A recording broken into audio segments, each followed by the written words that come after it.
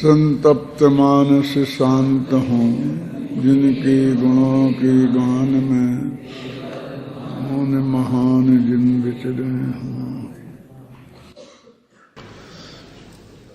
कल के अंतिम कलश में ये कहा था, पंचाग्नि तपया महामृत, कुछ भी करो सिद्धि नहीं।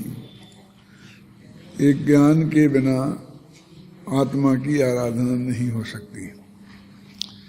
अब उसी बात की पोषक गाथा बोलते हैं 205, पेज नंबर 324 समय सार में, और 212 समय सार अनुशीलन में। प्राणे गुणेन विहीन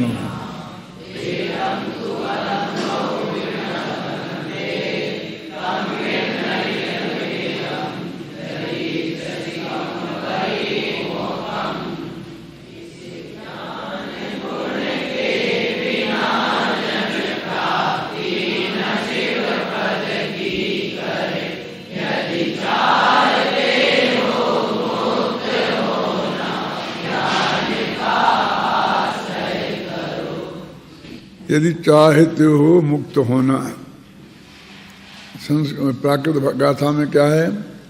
यदि इच्छसि कर्म परिमुखम, यदि कर्म से मुक्त होना चाहते हो तो। अब जब कर्म शब्द आता है तो हमारा ध्यान एकदम ज्ञानावरणादि 8 कर्मों की तरफ जाता है, और हमारी जो ऐसी धारणा है कि इन्होंने हमें बहुत बुरी तरह से जकड़ रखा है, एक जाता है तो दूसरा नया आ जाता है। और कर्णान योग में पढ़ाते हैं कि जीरदि समय प्रबद्धम, एक समय प्रबद्ध कर्म खिरता है और एक समय प्रबद्ध बंधता है, उसका नाम ही समय प्रबद्ध है। एक समय में प्रबद्ध माने बंध है अच्छी तरीके से, इसलिए समय प्रबद्ध उसका नाम रख दिया उस नाम का। और फिर भी देव गुण हानि प्रमाण उतना सत्ता में हमेशा बना रहता है, और ये दुष्चक्र अनादि काल का अभी तक चल रहा है। लेकिन अब उससे मुक्त होना की बात है कि जो हम आगे पूरा प्रकरण देख रहे हैं और पीछे से भी देखते आ रहे हैं, इसमें मुझे लगता है कि उससे ज़्यादा महत्वपूर्ण कर्म से मुक्त होना है। कर्म माने क्रियाकांड। देखो इसमें जगह जगह कोष्टक में कर्म का अर्थ क्रियाकांड लिखा है, और आगे आपका कलश भी यही है कि क्रियाकांड से ना मिले यह आत्म अभिराम। तो ये क्रियाकांड से मुक्त होना है। जरा उधर से ध्यान हटाओ, फिर कोई ज्ञानावरणी कर्म है, भगवान ने देखे हमने तो देखे नहीं कि हैं कि नहीं है। सर्वज्ञ भगवान के ज्ञान में आए बहुत अति सूक्ष्म हैं, न हमें आते दिखते हैं न जाते दिखते हैं। हम कैसे मुक्त हों, कैसे छूटें, कैसे छूटें? तो वो तो ये कहते हैं कि तुमने उन कर्मों से छूटने के लिए जो कर्म माने क्रियाकांड अपना रखा है, तुम उससे मुक्त हो। तो हम दुराचारी बन जाएं? हमने जो सदाचार जीवन में अपना रखा है, भगवान की पूजा भक्ति करते हैं, ये सब छोड़ दें? तुम क्या चाहते हो? हम कुछ नहीं चाहते, कुछ नहीं छोड़ो, सिर्फ इनसे हम ज्ञानावरणादि कर्मों से मुक्त हो जाएंगे ऐसा मानना छोड़ो। क्या कि ये तो बहुत अच्छी सुविधा है कि करते तो रहें और मानना छोड़ें कि हाँ, तो क्या हम सदाचार को छोड़कर दुराचार में जाने के लिए कहेंगे आपसे? क्या भगवान की पूजा भक्ति छोड़कर और विषय कसाय में जमे हुए जीवों की पूजा भक्ति करने को हम कहेंगे? नहीं, वो बात नहीं है। माने इनमें जो धर्म बुद्धि है हमारी, वो छोड़ो। तुलसीदास जी ने एक विनय पत्रिका नाम की किताब लिखी है, नाम सुना होगा, क्या नाम है उसका? विनय पत्रिका माने उनने एक चिट्ठी लिखी, एक क्या अनेक चिट्ठियां लिखी। वो 400 पेज की किताब है, कम से कम 400 चिट्ठियां लिखी राम के नाम। वो पद हैं बढ़िया बढ़िया, भजन हैं बढ़िया अच्छे अच्छे। भगवान विनय पत्रिका माने विनय पूर्वक चिट्ठियां लिखी उनने राम के नाम, और देवी देवताओं के नाम भी लिखी, सीता के नाम भी लिखी, हनुमान जी के नाम भी लिखी, पारसनाथ के नाम भी लिखी।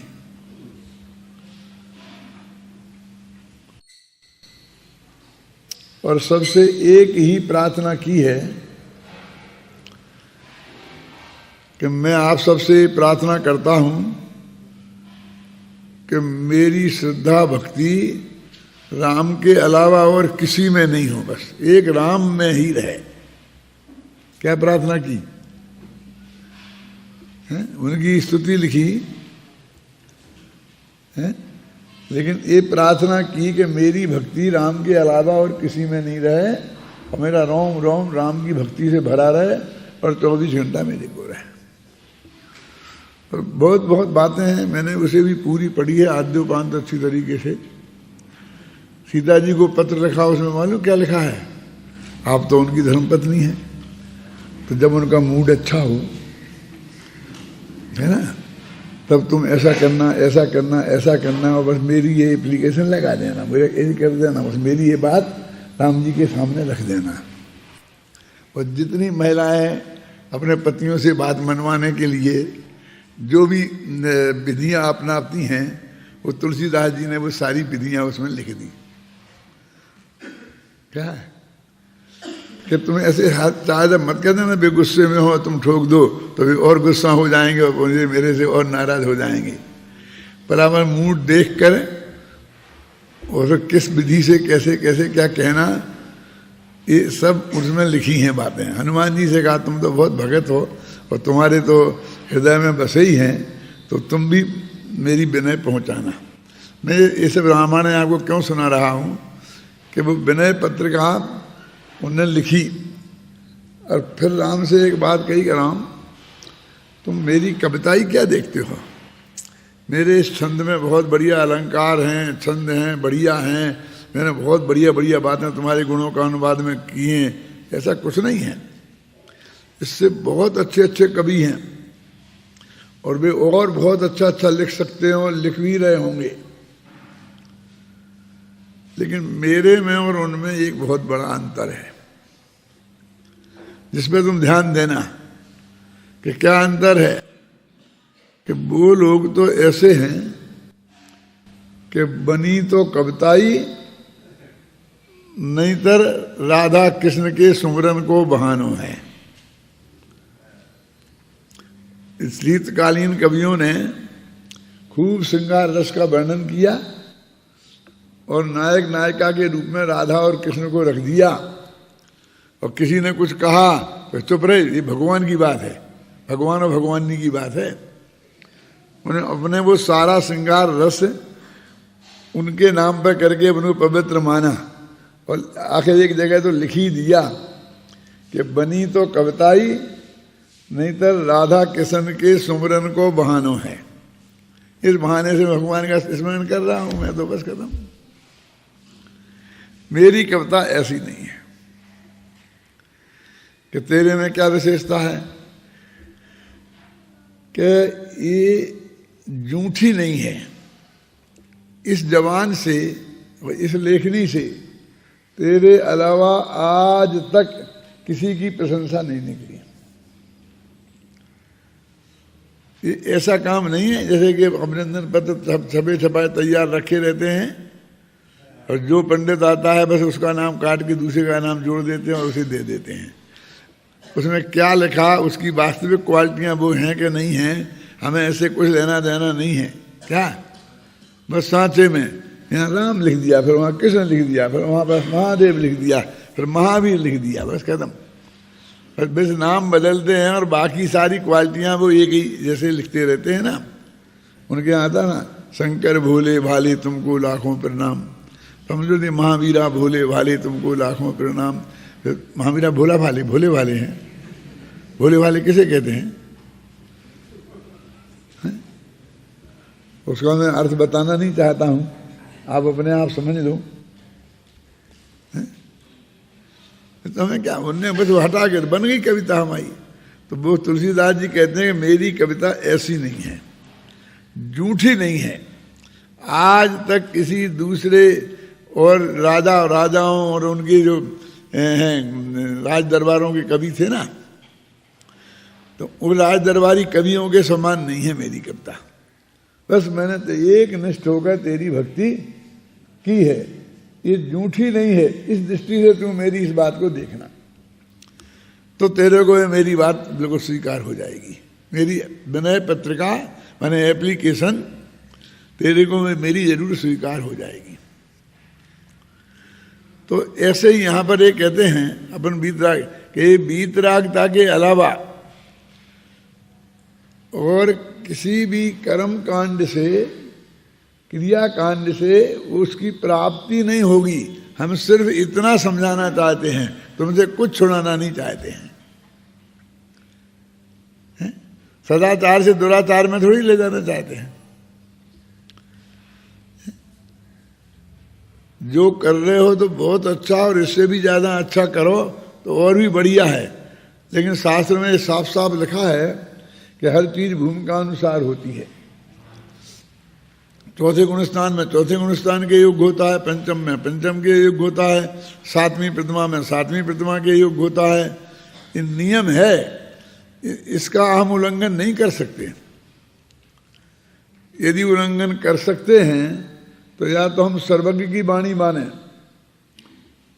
और या तुम्हारी माने।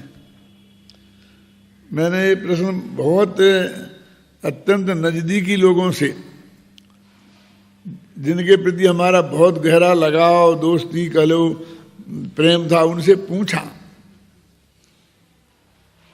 कि आपकी एक भी प्रतिमा नहीं है, सम्यक दर्शन है कि नहीं है, इसका आप खुद ही इसमें कुछ कहना नहीं चाहते हैं। और बहुत तो बड़े गौरव के साथ कहते भाई हमें नहीं, ये सम्यक दर्शन नहीं होना ये बहुत बड़ी इनकी क्वालिटी हो है। कुछ होने का करते हैं तो कुछ नहीं होने का करते हैं। अरे भाई इसमें क्या है, ये सम्यक दर्शन इतनी गंदी चीज है कि तुम्हें हो जाएगी तो गड़बड़ हो जाएगी। और होने में होने वाले धंधा करना चाहते हैं, नहीं होने वाले ना उन्हें क्या चाहते हैं। इसके बारे में आप चुप नहीं रह सकते हैं, प्रयत्न करो, जो है सो है। मैंने कोई ऐसी बड़ी बात नहीं है। तो मैंने उनसे कहा कि जो आप क्रियाकांड पाल रहे हैं, जो भी समझ लो, वो आपके उस भूमिका के योग्य है। क्या मतलब कि आप कहते हैं हमने परिग्रह त्याग दिया, घर बार छोड़ दिया, तो घर बार तो 11वीं प्रतिमा में छूटता है, 10वीं प्रतिमा तक घर में रहने का अधिकार है। जैन दर्शन में अधिकार नहीं, कर्तव्य भी है। तो आपने क्यों छोड़ दिया घर? समाज पे अपना बोझा पूरा क्यों डाल दिया? ये जनवाणी के अनुसार है। मैं पूरा गिना रहा हूं ऊपर से।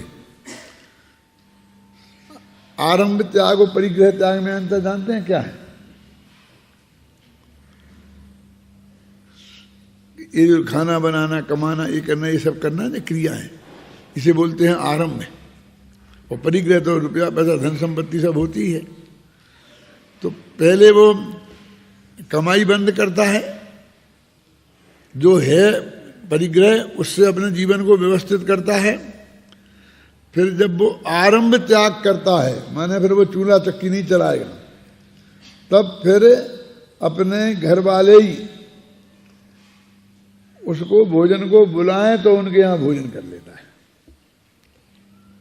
क्योंकि खुद ने तो आरंभ का त्याग कर दिया, और वो ऐसा मुनिराज जैसा ऐसा निकल नहीं सकता। वो निमंत्रण से जाते हैं, माने वो पड़गाने से नहीं जाते हैं, कोई निमंत्रण करे तो ही जाते हैं। तो वो अपने घर में ही कहते, कोई निमंत्रण करे या अपने घर वाले ही बुलाएं तो खाना खा लेता है। फिर वो परिग्रह जो अपने मर्यादा रखी थी ना परिमाण व्रत में, फिर उसको भी त्याग करता है। फिर भी घर में रहता है, कहता अनुमति देता है। अनुमति माने सलाह मशवरा। घर वाले कोई धंधे व्यापार संबंधी, कोई घर में शादी विवाह संबंधी, कोई संबंधी सलाह मशवरा करना चाहें तो वो उपलब्ध रहता है। तो घर में रहता तब तो उपलब्ध रहेगा। जब वो क्षुल्लक होता है तो उसे घर छोड़ करके और फिर वो पढ़ा करके जाने की परंपरा उसमें अपने यहाँ अभी तक है। तो इसके नीचे यदि कोई ये क्रियाएं करने लगता है, ना सम्मान दर्शन का ठिकाना है, ना कोई अभी पहली प्रतिमा है, ना दूसरी प्रतिमा है, कुछ नहीं है, और उसके पहले आरंभ त्याग 8वीं है ना, फिर पहले आती ब्रह्मचरी। तो ब्रह्मचरी भी 7वीं प्रतिमा में होता है, उसके पहले ब्रह्मचर्यानुव्रत होता है। अब वो तो कहते नहीं हम तो हैं, अब तो तुम्हारी माने कि भगवान की। भगवान कहते होता ही नहीं है और तुम कहते हो क्या?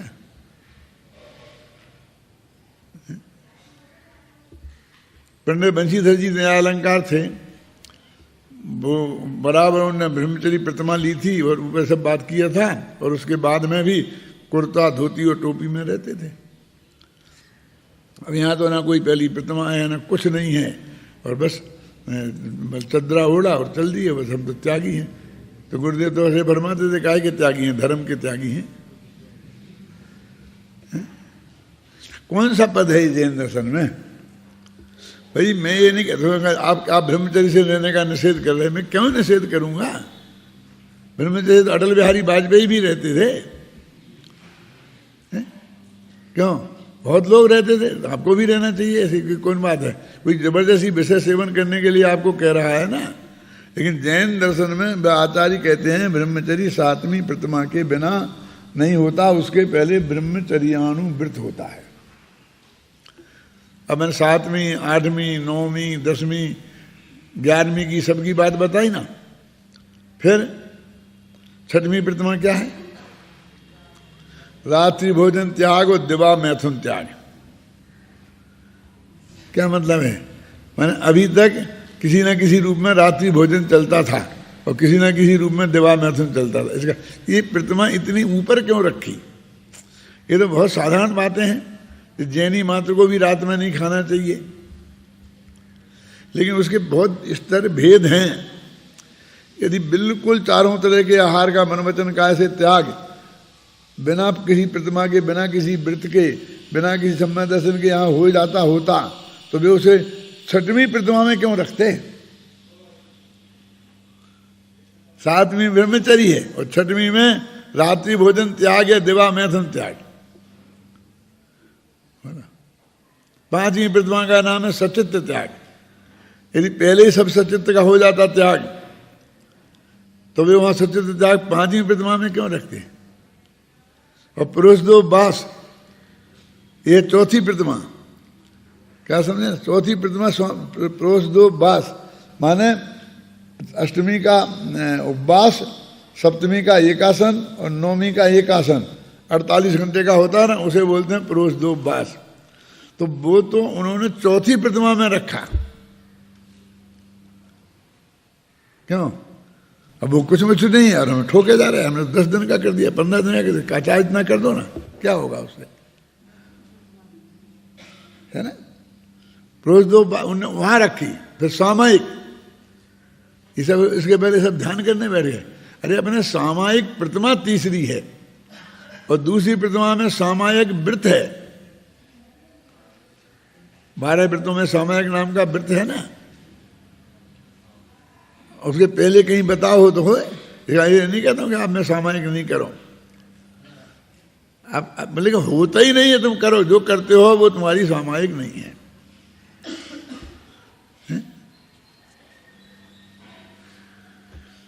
मैं क्या कहना चाहता हूं, ये एक क्रिया कांड से नाम ले यह आता हूं, अभिराम बता रहा हूं। वो कहते हैं कि देखो, कर्म परिमोक्षम, यदि कर्मों से मुक्त होना चाहते हो तो कर्म को छोड़ो। कर्म माने क्या? अब जिनसे मुक्त होना चाहते हैं वे तो है ज्ञान वर्ण आदि कर्म, और जिसे छोड़ने की बात कह रहे हैं वो है एक क्रियाकांड वाला कर्म। अब कर्म शब्द का विवेक से उपयोग करना पड़ेगा। और एक और तीसरा कर्म होता है वो कर्ता कर्म वाला कर्म। होता है ना, भाषा में कर्म होता है। तो अब जब छोड़ने की बात कहते हैं तो क्रिया कांड में धर्म मानना छोड़ने के लिए कहते हैं, और जब मुक्त होने की बात कहते हैं तो वे ज्ञानावरण आदि 8 कर्मों से, मोह राग द्वेष रूप भाव कर्मों से मुक्त होने के लिए कहते हैं। 9 कर्मों से मुक्त होने के लिए नहीं कहते हैं। शरीर छोड़ दो ये कब कहते हैं? आत्महत्या कर लो कहते हैं। भाई परिग्रह भले ही छूटता है, वो भी 9 कर्म है। तो उनकी भी सब मर्यादाएं हैं जो मैंने आपको अभी तक बताई कि कब कब कहाँ कहाँ कैसे कैसे क्या छोड़ता है। अब जब वो नहीं है तो फिर छोटे बड़े का व्यवहार क्यों? होता है ना ब्रह्मचारी लाभानंद जी बस अपने घूमते रहते थे खूब, कुछ नहीं, ना समझने का सवाल नहीं, कोई व्रत का सवाल नहीं, कोई ऐसी कोई नहीं जो चीज वो उन्होंने छोड़ रखी हो। क्यों? सब जानते हैं कि नहीं जानते हैं? और आके पंडित जी आपकी ड्यूटी है हमारी व्यवस्था करो।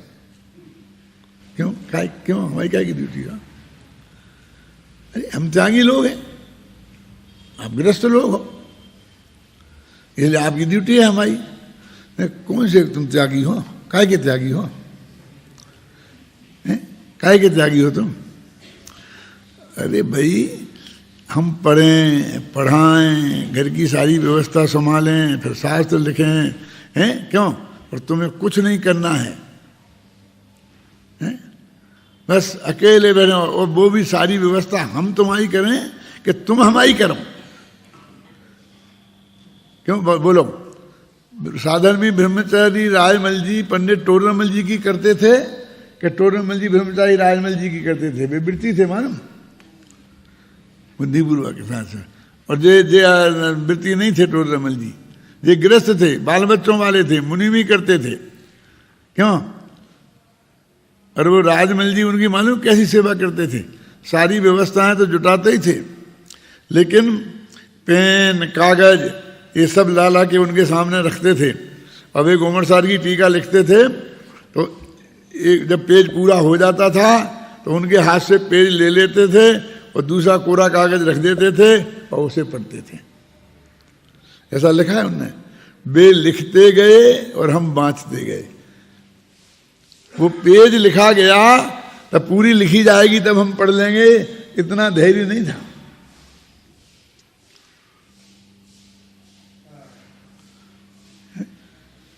क्या है?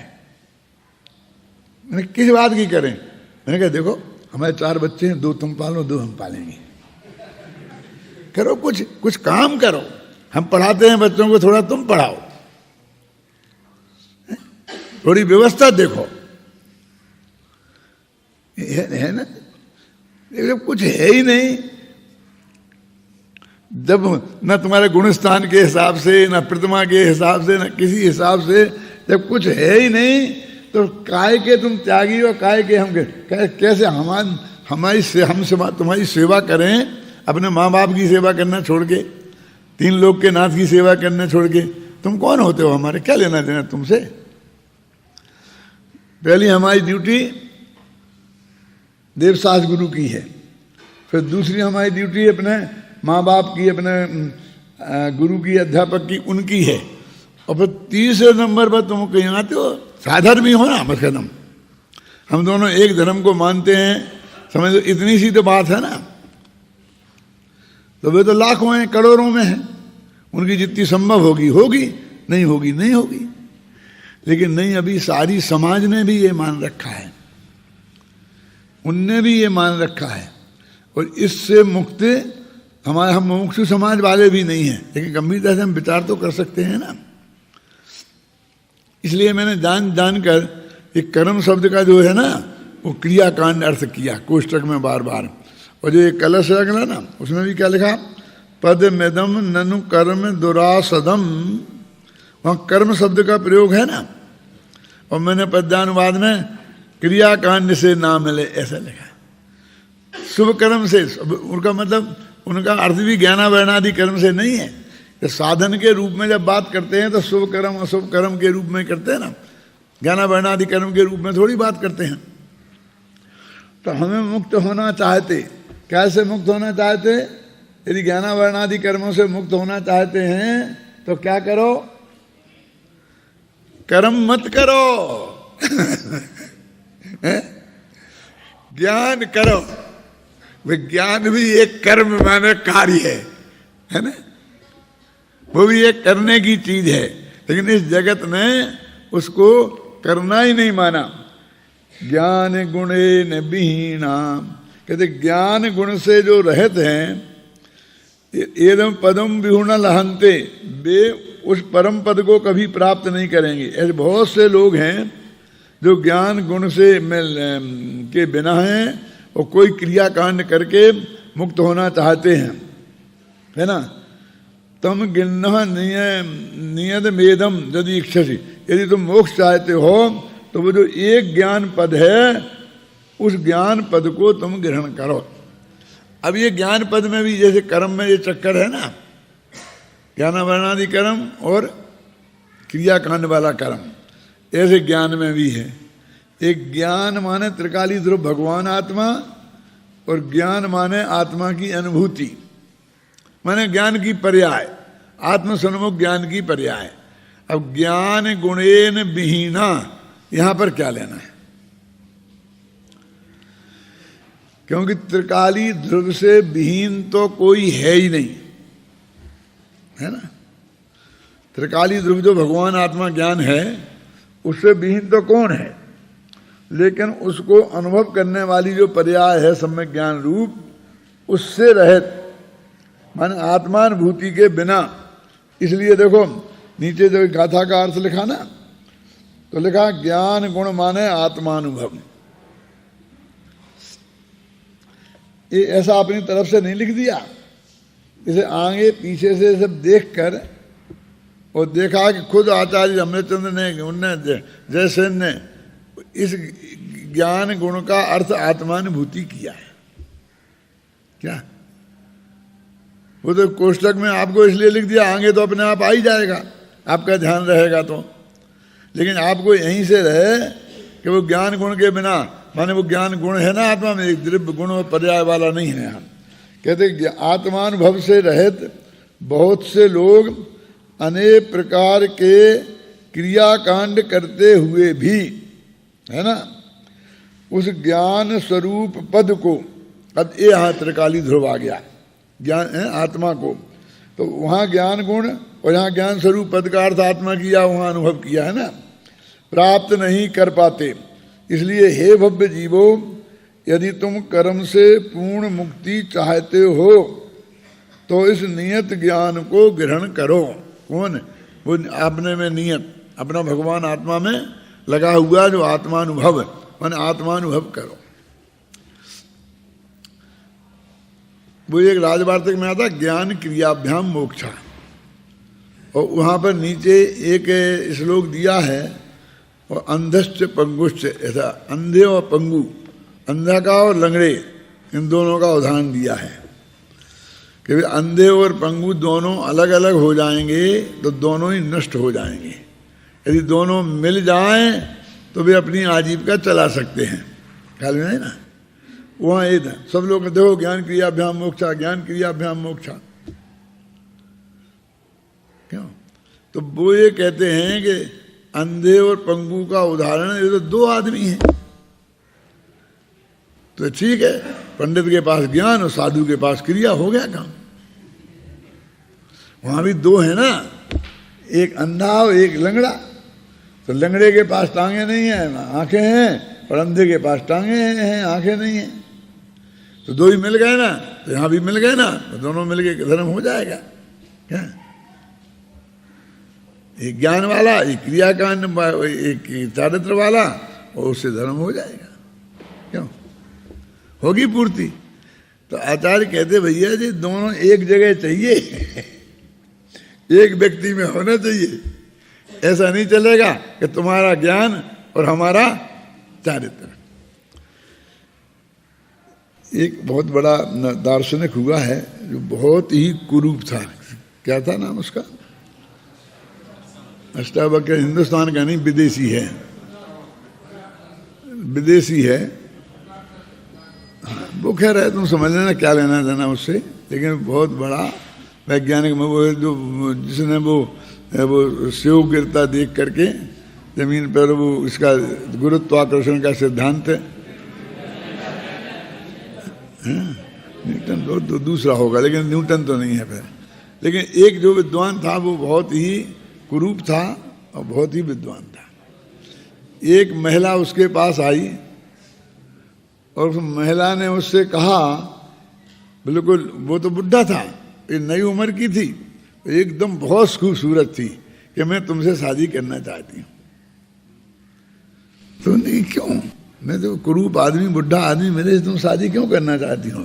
तुम सुंदर हो, अच्छी जवान हो, अच्छा अपने जोड़ीदार देखो कोई। कि नहीं, मैं तुमसे इसलिए शादी करना चाहती हूँ कि मैं चाहती हूँ कि हमारे जो बच्चा हो वो तुम जैसा बुद्धिमान और मेरे जैसा सुंदर हो। क्या है? मैं ऐसा बच्चा चाहती हूँ कि जो मेरे जैसा सुंदर हो और तुम्हारे जैसा बुद्धिमान हो।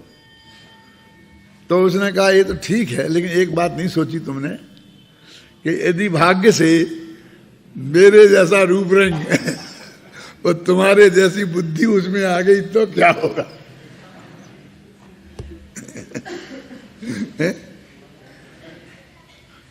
समझो, मेरा रूप रंग और तुम्हारी बुद्धि आ गई तो वो दुनिया का तुम्हारे सर्वश्रेष्ठ आदमी चाहती हो ना, वो सबसे नीचा हो जाएगा।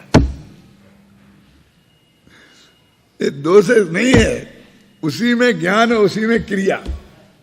तो ये तो हम कहते हैं कि तुम सोनगढ़ वाले में ज्ञान तो है ही और तुम क्रिया अपना लो, और हम लोगों में क्रिया तो है ही और हम थोड़ा सा हम भी पढ़ लें समय साथ। अरे भाई ऐसे काम नहीं चलेगा। तो वो गुरुदेव फरमाते उसमें, ज्ञान माने आत्मा को जानना, माने आत्मानुभूति, और क्रिया माने उसी आत्मा में जमे रहना। ज्ञान है ज्ञान और क्रिया मान, ध्यान माने है क्रिया।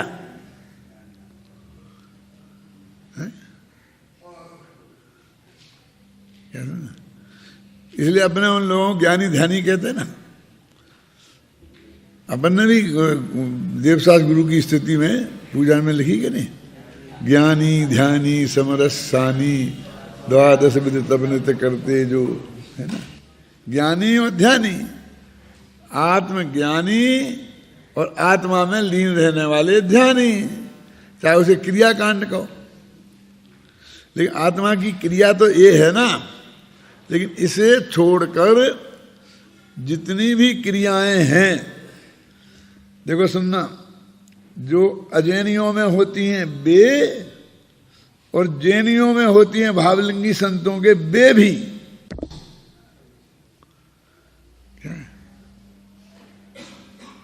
वे क्रियाएं, वे दोनों ही वो कहते हैं क्रिया कांड हैं। कहाँ लिखा ना, पिछली कलश में गया ना, कहा ना, जैनी और अजैनी दोनों की। तो वे क्रियाएं होना कि नहीं होना, क्या होना नहीं होना तेरे हाथ में है क्या? वो तो होती ही हैं। भावलिंगी संतों के तो नग्न दिगंबर तो होंगे ही, पंच महावीर तो उनके जीवन में होंगे ही।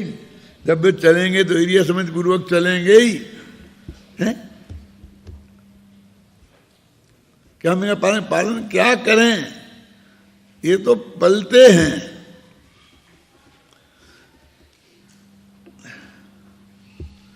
उदाहरण मेरे दिमाग में आ रहा है लेकिन मैं बोल नहीं सकता, अब भी हाल उसमें झगड़ा खड़ा हो जाएगा। क्या पालना और पलना, इन दोनों में बहुत अंतर है। कैसा बढ़िया ना? देखो,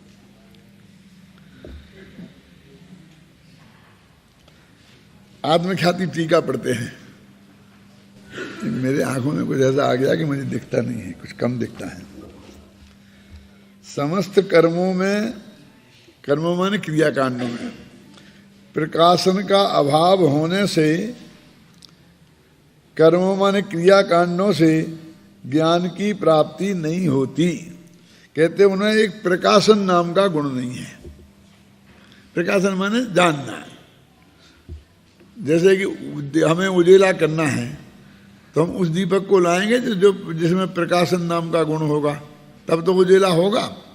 अब जिसमें प्रकाशन नाम का गुण ही नहीं है तो ये सारे क्रियाकांड में प्रकाशन नाम का गुण नहीं है। प्रकाशन माने जानना नाम का गुण नहीं है, किंतु आत्मानुभव से ही ज्ञान का प्रकाशन होता है। तो हमारा आत्मानुभवन ये हमारी क्रिया है, क्या ना? इसलिए मात्र ज्ञान से ही ज्ञान की प्राप्ति होती है। बबूल बोओगे तो बबूल उगेगा, आम बोओगे तो आम उगेगा।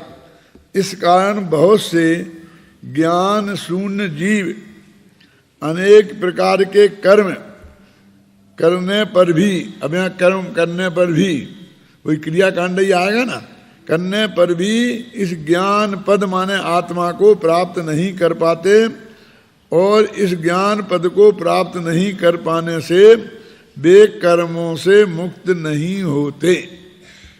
अब यहाँ पर कर्मों में क्रियाकांड नहीं लिखा है, क्योंकि वो तो सब समझते हैं ज्ञान वर्णादि कर्मों की बात है। अब ऐसा कहते हैं, यदि तुम कर्मों से मुक्त होना चाहते हो तो कर्मों से मुक्त हो। मतलब क्या है, समझे ना? वो ज्ञानावरण आदि कर्मों से मुक्त होना चाहते हो तो क्रियाकांड वाले कर्म से मुक्त हो। अब इसमें इस लोगों को ये लगता है कि हमसे ये सब छुड़वा रहे हैं जो हम करते हैं।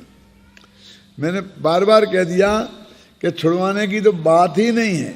जीवन में सदाचारी तो होना ही चाहिए, लेकिन उस सदाचार जिसे तुम धर्म मान के बैठे हो, उससे मुक्ति के मार्ग में एक कदम भी नहीं चले। माने जो अज्ञानियों के अनुव्रत महाव्रत हैं, जो अज्ञानियों का जो सदाचार है वो तो नहीं है मुक्ति का कारण, लेकिन ज्ञानियों का सदाचार तो है कि नहीं है, ये समस्या है। समझ गए ना? जो भावलिंगी संत हैं उनका नग्नपना क्या, वो तो मुक्ति का कारण है कि नहीं है। तो इसी समय सार में आगे वो आएगा, 3-4 गाथाएं लिंग वाली, उसमें बहुत क्लियर लिखा है कि लिंग मुक्ति का कारण नहीं है। और लिंग पावर तो पूरा लिखा कुंदन है कि किन का लिंग, कि द्रव्यलिंगी का लिंग नहीं होगा। द्रव्यलिंगी, अरे द्रव्यलिंगी और भावलिंगी क्या है वास्तव में, उसको हम अपना स्वरूप समझते ही नहीं है। पहले मैंने यहाँ पर 4-5 व्याख्यान किए थे द्रव्यलिंग और भावलिंग पर। लोगों को बहुत डर लगता है कि वो द्रव्यलिंग और भावलिंग के व्याख्यान ख्याल में है ना, कि जब समाज में जाएंगी तो झगड़ा खड़ा हो जाएगा, ये हो जाएगा, वो हो जाएगा। तो यहाँ आए थे ना महाराज, तो उन्होंने को कैसेट देने की बात आई तो बुद्धिपूर्वक कहा गया कि जिनमें वो हों वो नहीं देना। पूरी सावधानी बरती गई ऊपर से नीचे तक, लेकिन उनके पास जो सीडी पहुंची उनमें वे व्याख्यान थे। अपने हाथ में क्या है, ऊपर से नीचे तक ऑर्डर जी, नहीं वो नहीं होना, यहाँ नहीं होना। फिर गए तो नहीं, वो कहाँ नहीं गए, उसमें नहीं है। अब हम जब उनके पास पहुंचे तो उनने जाते ही बोला कि आपने सीढ़ी भिजवाई थी, बहुत अच्छी हैं, और मैंने सबसे पहले द्रव्यलिंग भावलिंग के व्याख्यान सुने। पर उनको उनमें ही रास्ता सुनना रहेगा। और उन्होंने कहा बहुत अच्छे हैं। हमको बहुत खुशी हुई, इसलिए मैं आपको सुना रहा हूं ये बात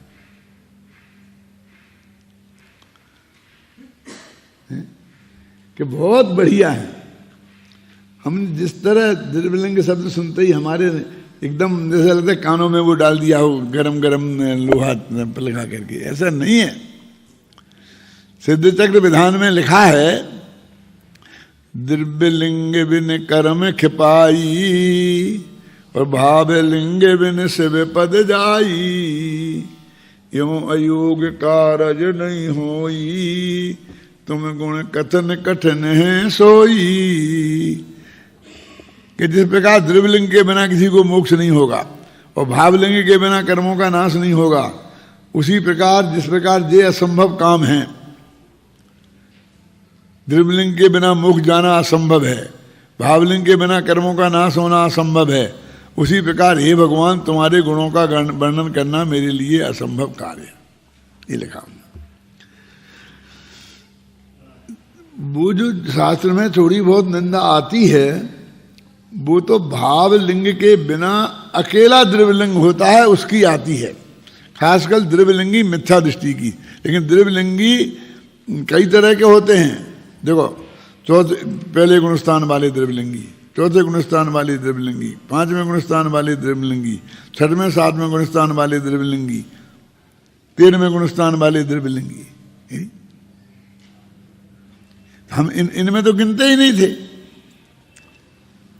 वो कहते दोनों होना चाहिए, ख्याल में आई ना। अब वो अकेला वो द्रव्यलिंग धारण कर लिया और भावलिंग नहीं है, उस द्रव्यलिंग की निंदा है। वो वास्तव में द्रव्यलिंग ही नहीं है, क्योंकि वो नेचुरल तरीके से आया ही नहीं है, ये तो जबरदस्ती से थोप लिया है।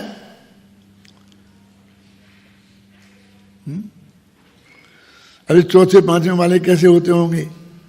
कोई बात नहीं है। मुनिराज हैं, सच्चे हैं, जब दीक्षा ली थी सीधे सातवें गुणस्थान में गए थे।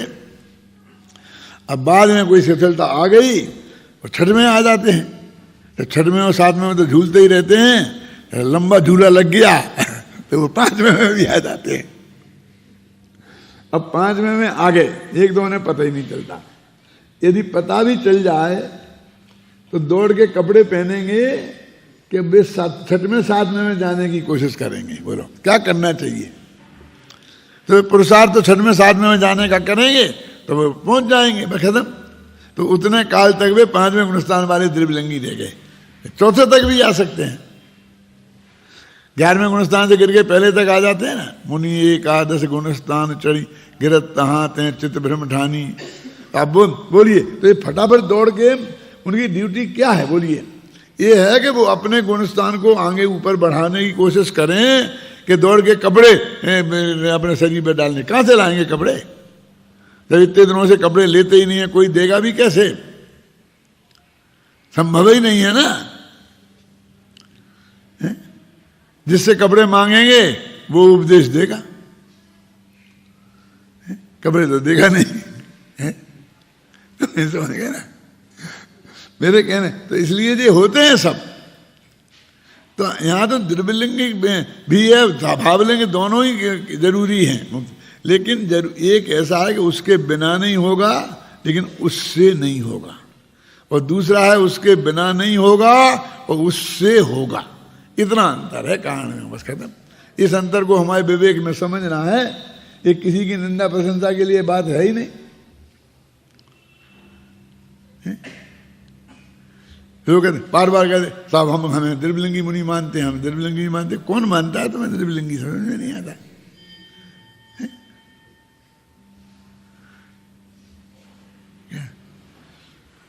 वो तो 28 मूल गुणों से बिल्कुल निर्दोष पालन होता है उसके। टोडरमल जी ने कितना साफ लिखा, ऐसा ना हो तो 9वें गिरिवेग पर्यंत कैसे जाएं। यदि उसे बाहर की कोई स्थूल भूल रह जाए तो 9वें गिरिवेग पर्यंत जा नहीं सकते हैं, है ना। उक्त संपूर्ण कथन का तात्पर्य यह है कि जिन्हें आत्मकल्याण करना हो वे आत्मज्ञान की दिशा में सक्रिय हों। मात्र क्रिया कांड में उलझे रहने से कुछ भी होने वाला नहीं है। ये मात्र लिखा ना, तो ये निषेध कहाँ आया? वो तो अकेले उसके, वो उससे कुछ नहीं होने वाला है। फिर मैं दोहराता हूं कि जो ज्ञान के द्वारा जिनके काम होगा तो वो क्रियाकांड से उनके क्रियाकांड से तो होगा कि नहीं, उनके से भी नहीं होगा। कि सहयोग तो मिलेगा कि सहयोग भी नहीं मिलेगा, थोड़ा बहुत। क्यों? कहीं से तो रखो थोड़ी जगह उनको कि व्यवहार से रखना हो तुम्हें, कहने में अच्छा लगता है तो बहुत कोई बात नहीं है, लेकिन वास्तव में होने वाला कुछ नहीं है। देखो मैं बहुत कठोर उदाहरण देता हूं, खत्म करता हूं।